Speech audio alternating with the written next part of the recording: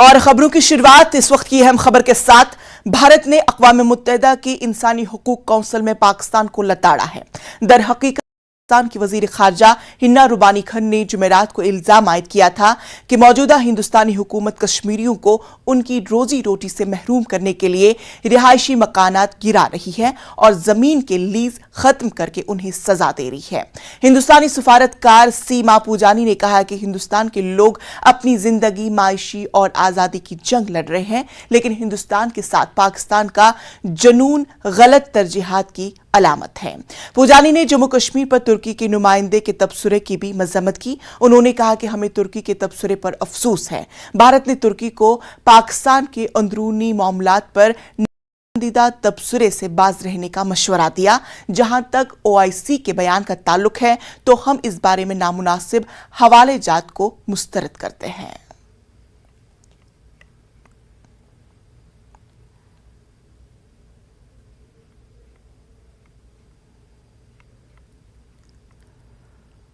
तो नाजरीन, आपको बता दें कि भारत ने अक़वाम मुत्तहिदा की इंसानी हुकूक कौंसिल में पाकिस्तान को फिर से एक बार लताड़ा है। और इस खबर पर हमारे साथ हमारे नुमाइंदे शबीर हमारे साथ जुड़ चुके हैं। शबीर, भारत ने एक बार फिर पाकिस्तान को लताड़ा है।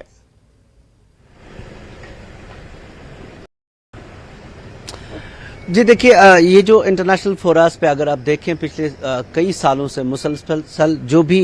आलमी फोरा है,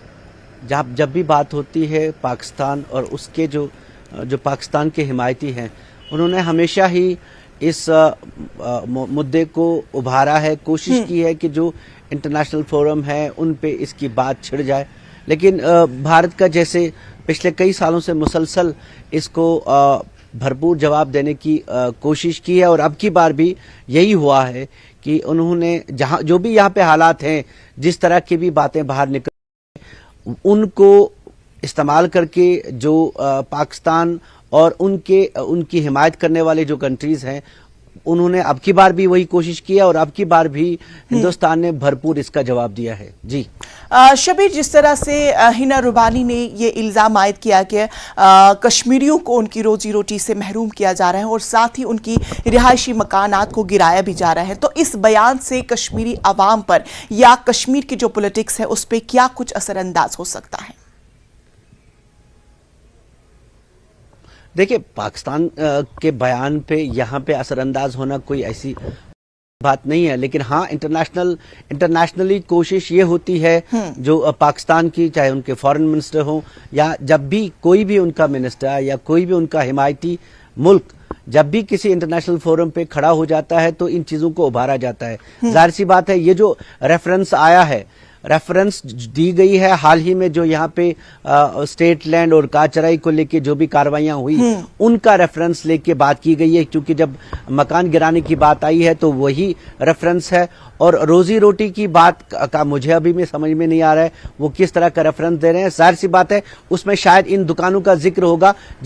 यहाँ के पॉलिटिकल लीडर्स ने भी बयानात दिए हैं। जाहिर सी बात है, जो भी यहाँ पे हालात बनेंगे, जब भी यहाँ पे कोई कार्रवाई होगी, चाहे वो जिस तरह की कार्रवाई होगी, उसको अपने तरीके से पेश करने की कोशिश पाकिस्तान करेगा और वो मुसलसल करता रहा है, क्योंकि वो समझते हैं कि उनका यहाँ पे स्टेक है और उनके हिसाब से ये जो हिस्सा है या पूरा जम्मू कश्मीर, एक हिस्सा जो उनके कब्जे में है, एक हिस्सा जो यहाँ है, वो ये समझते हैं कि इसको उभार के वो वही UN रेजोल्यूशन का हवाला दे के फिर इस मामले को मुतनाज़ा करार देने की कोशिश कर रहे हैं। जी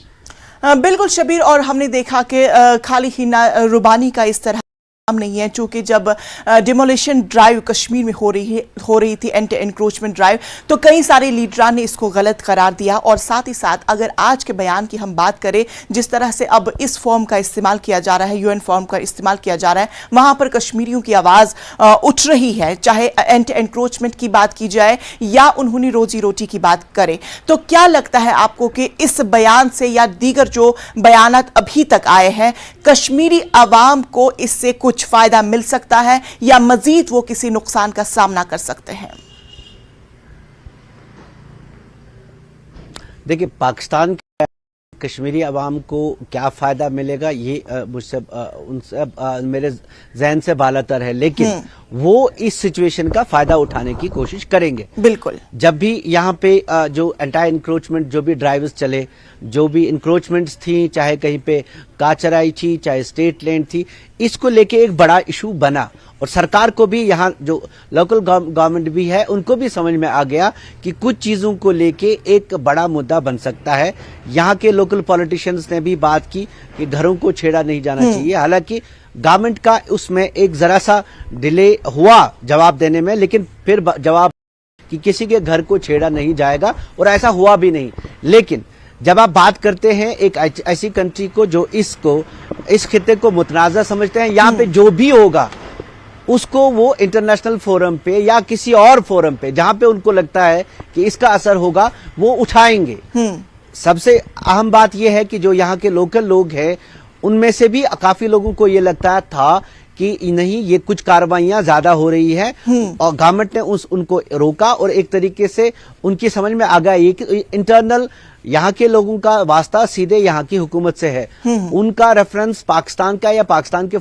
سے کوئی نہیں ہے۔ لیکن پاکستان کو اس سے جب بھی یہاں پہ کوئی سچویشن ایسی بنے گی جس پہ تھوڑا سا کانفلکٹ ان کو لگے گا کہ لوگوں میں یا حکومت کے بیچ میں کہیں مس کمیونیکیشن ہے، کہیں کانفلکٹ ہے کچھ چیزوں کو لے کے، تو اس کا فائدہ وہ اٹھائیں گے، اور کئی بار بھی اٹھایا ہے۔ ملیٹنسی آپ دیکھیے، ملیٹنسی کا وجود کہاں سے ہوا، اس کا ایک ناراضگی ایک وقت پہ پیدا ہوئی، اس کا فائدہ انہوں نے اٹھایا۔ اتنی بڑی مصیبت پچھلے 35-40 سال سے یہاں پہ جو ہو رہی ہے، وہ نتیجہ یہی تھا کہ وقت پہ یہاں پہ اگر علاج ہو گیا ہوتا ان چیزوں کا جو شاید انٹرنل میٹر تھے، تو اتنی بڑی مصیبت آج